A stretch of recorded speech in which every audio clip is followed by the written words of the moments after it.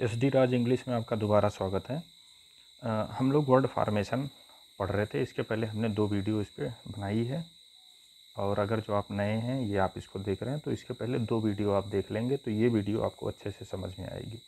हमने आपको बताया कि वर्ड फॉर्मेशन समझने के लिए आपको मॉर्फीम को समझना ज़रूरी है। इसके पहले वाली जो 2 वीडियो आई हैं हमने उसमें आपको मॉर्फीम के बारे में बताया है।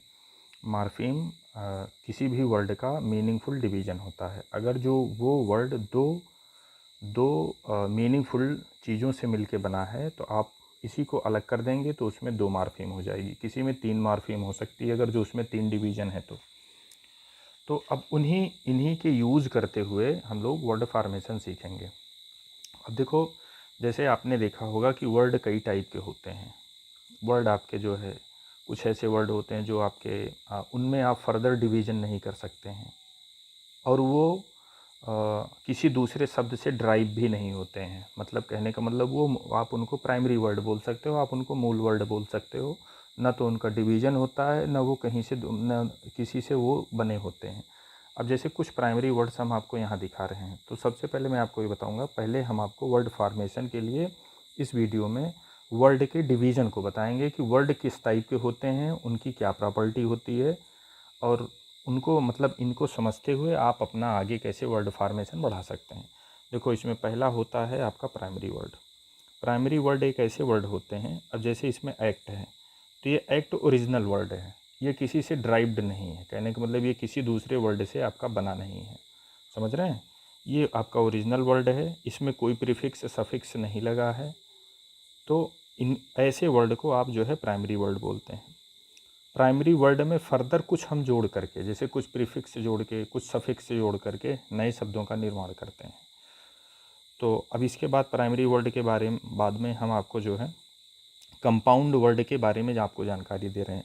कंपाउंड वर्ड क्या होते हैं? कंपाउंड वर्ड आपके वो वर्ड होते हैं जिसमें आप 2 शब्दों को या 2 से अधिक शब्दों को जोड़ के बनाते हैं, और दोनों शब्दों की अपनी अलग अलग एक सेपरेट मीनिंग होती है, दोनों में मीनिंग होती है।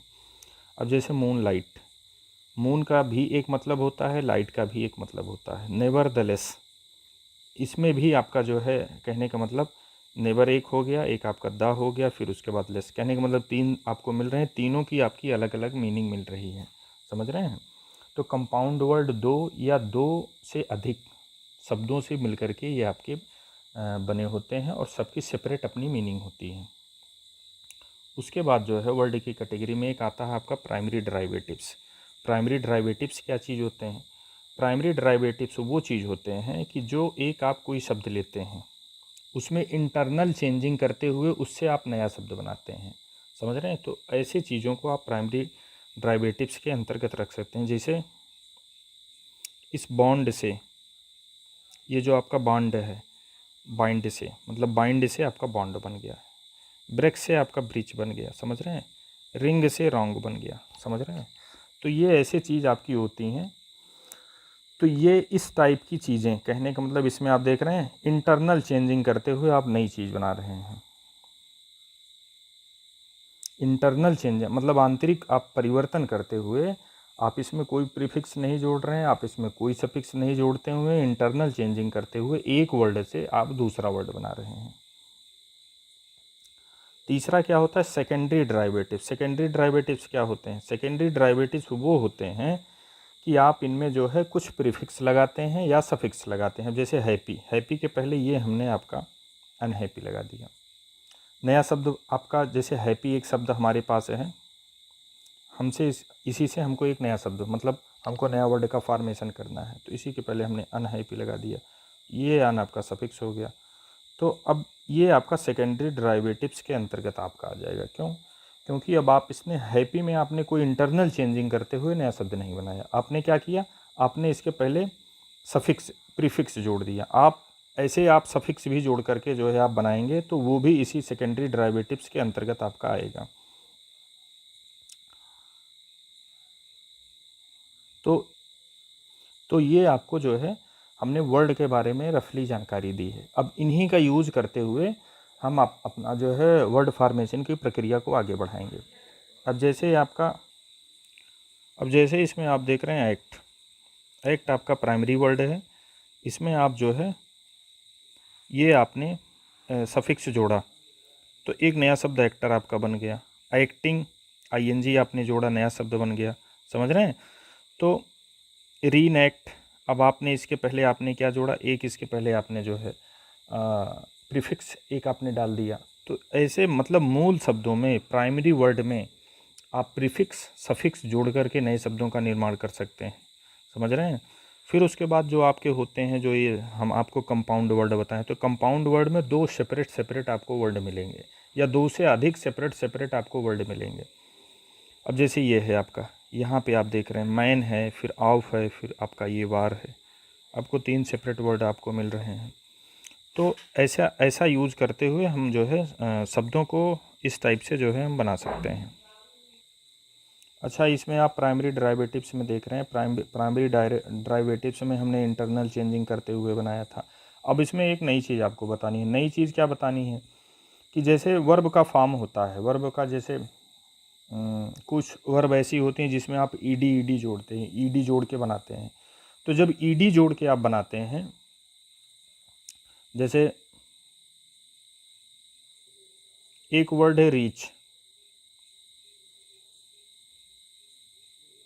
ठीक, आपने इसमें ईडी जोड़ दिया, रीच्ड, तो अब आप एक नया शब्द बन गया। लेकिन नया शब्द आपका जो ये बन गया, ये आपका जो है कहने का मतलब ये ड्राइवेटिव के अंतर्गत नहीं आएगा।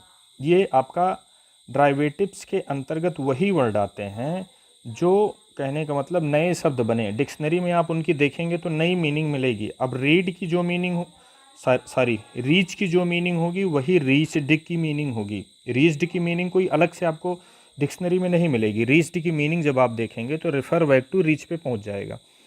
तो ये आपका क्या है, ये ड्राइवेटिव्स का यूज़ नहीं है। वर्ब में जो आप आईएनजी लगा देते हैं या नाउन में यस या ईएस जो लगा देते हैं, नए शब्द तो बन रहे हैं।